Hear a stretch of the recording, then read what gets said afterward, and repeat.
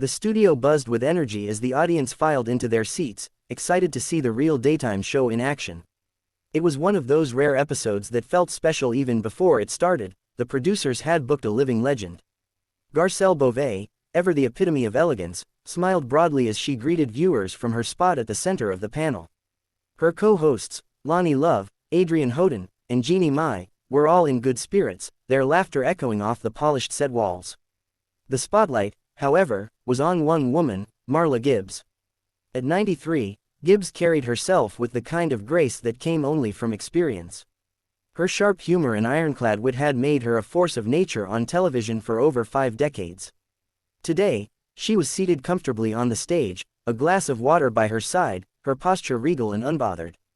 The conversation began lightheartedly, with Garcelle playfully introducing her as a pioneer, a queen, and a woman who opened doors for generations of black actresses, including myself. Marla chuckled, adjusting her scarf. "Well, baby, I just did what needed to be done. Somebody had to knock those doors down before y'all could strut through them." The audience erupted into applause. For a few minutes, the tone was warm and nostalgic.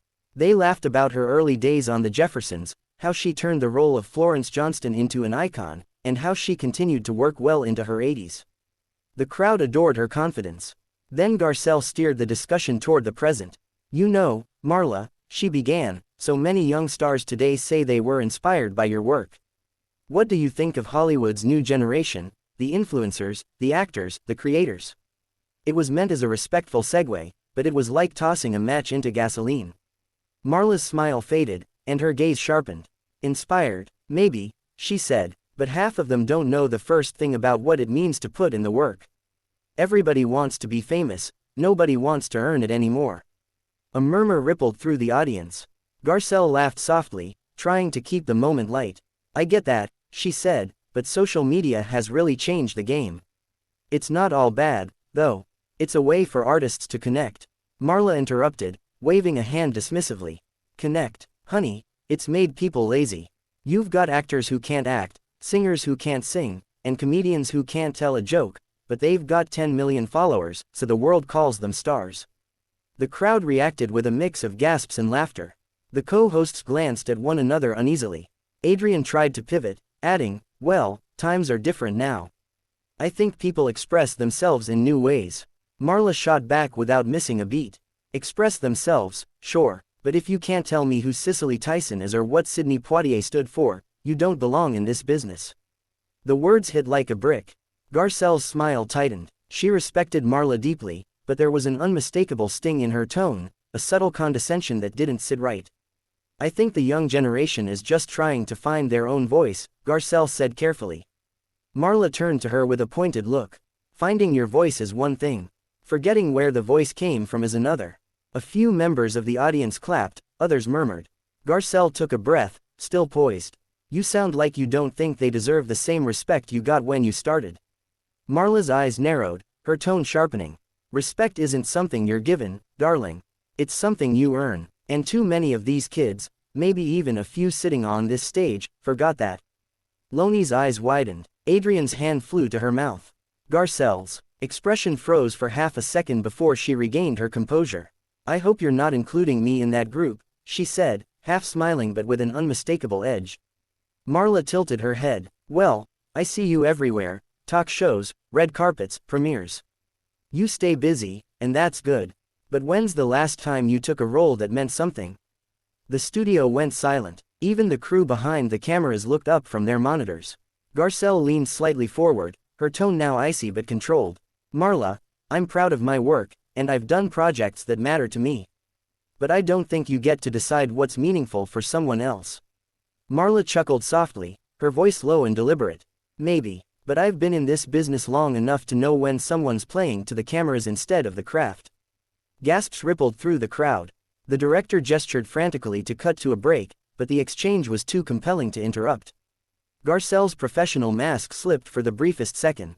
"You're on my show, Marla," she said quietly. "Don't confuse honesty with disrespect." Marla's lips curled into a smirk. "Then maybe this show needs a little more honesty." The red light above the camera flicked off. Producers, voices erupted through headsets. "Go to break, go to break." But Marla just leaned back in her chair, looking utterly unfazed.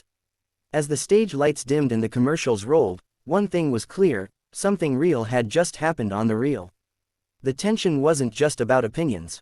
It was a generational clash, a raw collision between legacy and modernity, and it was only the beginning. When the show returned from its tense commercial break, the atmosphere in the studio had completely changed. The energy that had once been lively and warm now felt thick and brittle, like the calm that lingers before a storm returns. The audience clapped politely as the lights came back up, but even their applause seemed hesitant.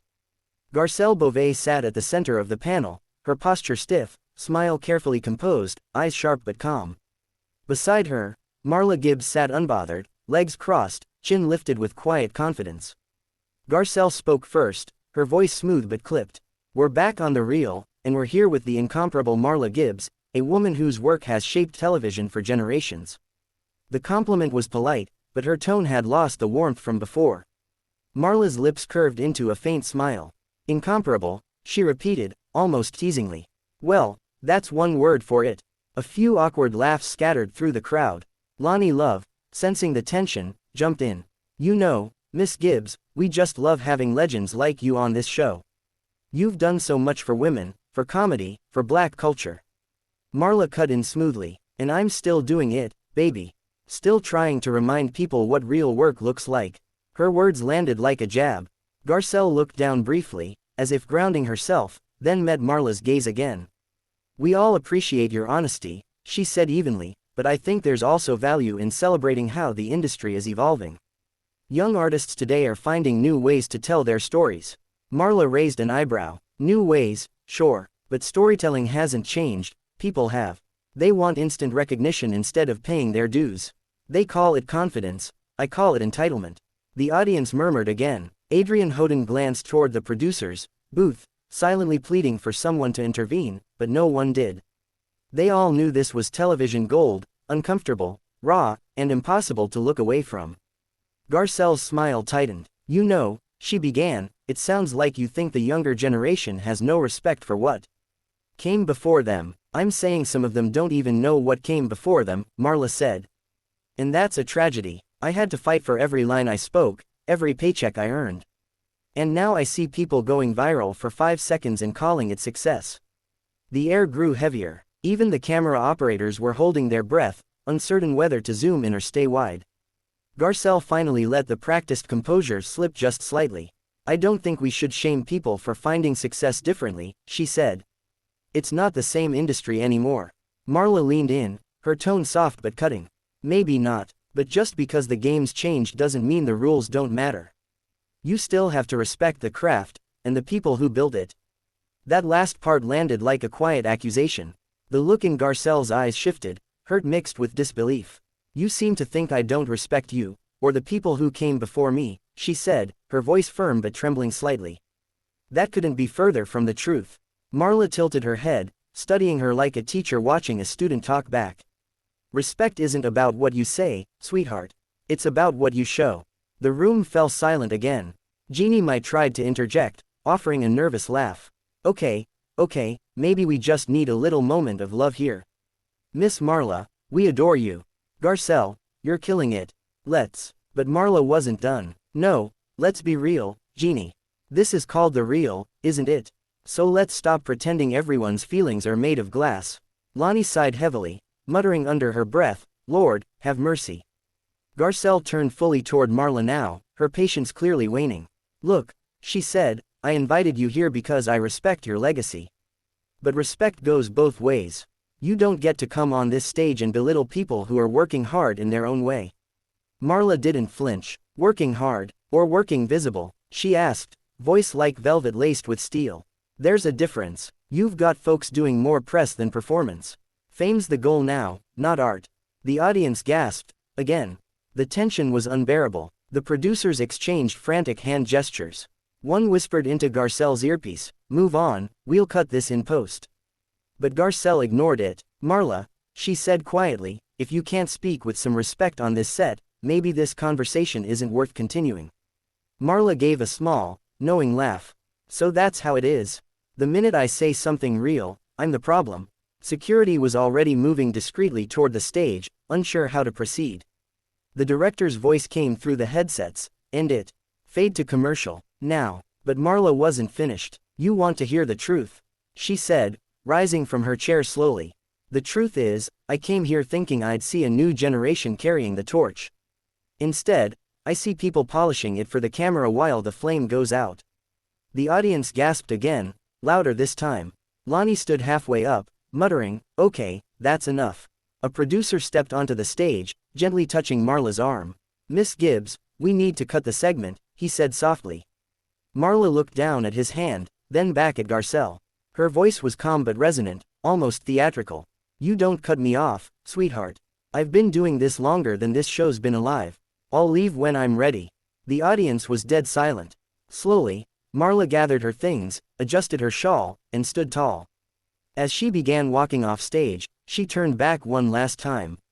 Her eyes locked on Garcelle's, and her final words hung heavy in the air. "One day, you'll understand what I meant, when someone younger tells you you're out of touch." And with that, she walked off, unhurried and dignified, as if the entire moment had been scripted by fate itself. When the cameras finally cut, Garcelle sat frozen, staring at the empty chair. The silence stretched so long that even the crew hesitated to move. Finally, she exhaled, straightened her shoulders, and murmured softly, "We'll be right back." That episode never aired in full. The network released a heavily edited version, trimming out the confrontation almost entirely. But the damage, and the fascination, was already done. Within hours, hashtags exploded across social media, hashtag Marla vs Garcelle, hashtag the real gets too real, and hashtag respect the legend. Clips leaked online, showing just enough of the argument to fuel speculation. Comment sections filled with debates, some siding with Garcelle for defending her generation, others calling Marla a truth-teller for refusing to sugarcoat what she saw as a cultural decline. By midnight, one headline summed it up best. Marla Gibbs kicked off the reel after heated on-air clash with Garcelle Beauvais, Hollywood's realest moment yet.